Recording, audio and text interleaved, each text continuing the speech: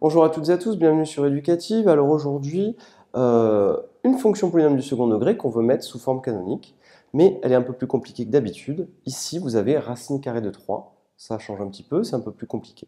Alors comment faire?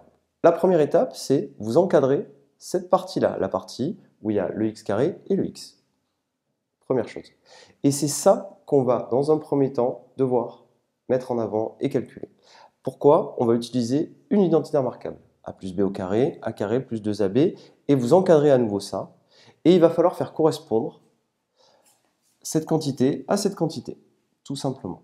Alors, le a, qui est ici, va correspondre au x. Donc dans un premier temps, à la place du a, je mets le petit x. La quantité qui est ici, racine de 3 fois x, elle va correspondre à cette quantité, 2ab. Alors, je vais l'écrire ici, parce qu'il y a une petite astuce qu'il faut connaître.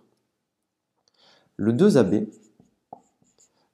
ça va correspondre à racine carrée de 3 fois x. Il se trouve que le 2 est déjà écrit. Il se trouve que le a correspond au x, donc j'écris 2x. Et il se trouve que le b, on doit le trouver. Mais tout ce qu'on sait, c'est que c'est égal à la quantité racine de 3 fois x.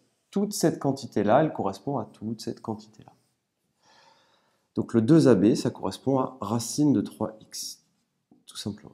Alors, comment faire pour avoir le b, qui est ici, 2ab, de manière à ce que 2ab soit égal à racine de 3 fois x? Eh bien, c'est très simple.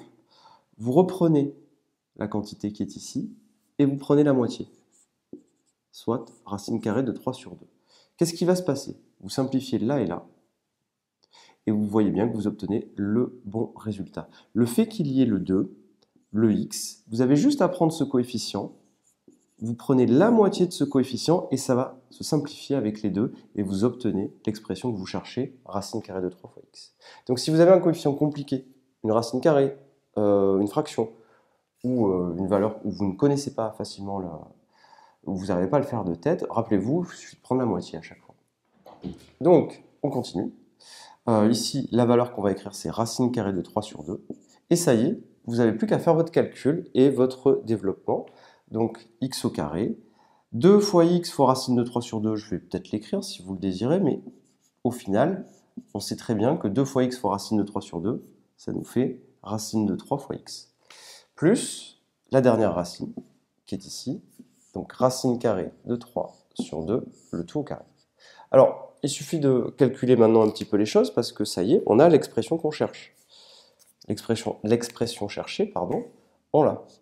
C'est-à-dire qu'ici, on a x au carré plus le x fois racine de 3, c'est pareil que racine de 3x. Et ça y est, on a enfin obtenu ce qu'on cherchait. Donc je le réencadre ici. Je recopie le x plus racine de 3 sur 2.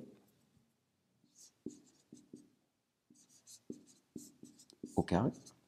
Et l'astuce consiste à faire passer cette quantité-là de l'autre côté. Donc je vais l'écrire ici. Je vais mettre moins.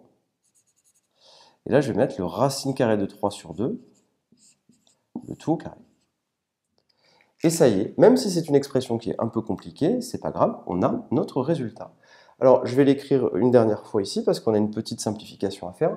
Racine carrée de 3 sur 2, le tout au carré. Je vous rappelle que quand vous avez une fraction au carré, ben c'est la même chose que a carré sur b carré. Donc ici, je vais écrire les choses un petit peu mieux. Vous pouvez l'écrire dans l'autre sens. Vous pouvez écrire que x au carré plus racine carrée de 3x, c'est égal à cette quantité-là. Donc je vous l'ai réécrit, x plus racine carrée de 3 sur 2, le tout au carré, moins. Et racine de 3 sur 2 au carré, bien, ça vous fait racine de 3 au carré sur 2 au carré.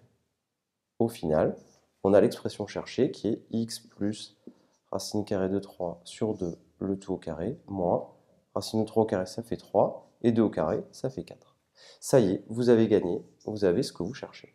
Calcul un petit peu complexe, mais qu'il faut savoir absolument refaire. Donc il est intéressant parce qu'en plus, il vous donne des petits rappels sur les racines carrées. Alors, on va l'écrire maintenant. On a gagné, x carré plus racine carrée de 3 fois x, on l'a ici. On va réécrire l'expression qui est demandée. On va mettre x plus racine carrée de 3 sur 2, le tout au carré, moins 3 quarts. Et là, attention, il ne faut jamais, jamais, jamais oublier ça. Souvent, on se dit on a bientôt fini, mais on oublie le dernier terme, donc du coup on écrit plus 7. On n'oublie pas. Et on va bien maintenant avoir notre expression sous forme canonique. Ça y est, on a notre expression avec le carré. Cette partie-là, on l'a. Cependant, il nous manque le bêta parce qu'on a toute cette partie-là qu'il faut réduire. Alors on va le faire tout de suite, c'est très simple. Alors, déjà il y a un plus, nous on veut un moins. Alors on va utiliser la petite astuce que je vous avais donnée. Il suffit juste d'écrire x moins racine carrée de 3 sur 2. Le tout au carré.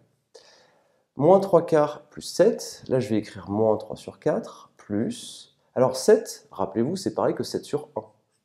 Et 7 sur 1, si je veux tout mettre en quart, je multiplie numérateur et dénominateur par 4. 7 fois 4, 28 sur 4. Au final, on a notre résultat qui sera le suivant. On aura l'expression demandée, x moins racine carrée de 3 sur 2, le tout au carré. 28 quarts moins 3 quarts, ça fait 25 quarts. On a vraiment fini. C'est-à-dire que maintenant, on peut dire que le A, il vaut 1.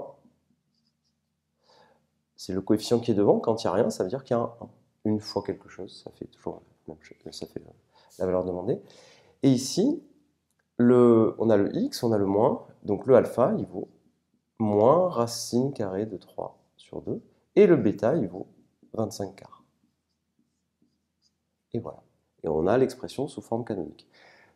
Premier calcul difficile, mais qui fait vraiment, vraiment progresser parce qu'il y a des racines carrées, il y a des fractions, donc c'est vraiment très intéressant. Refaites-le comme exercice, essayez de refaire cette routine et vous allez vraiment progresser en calcul.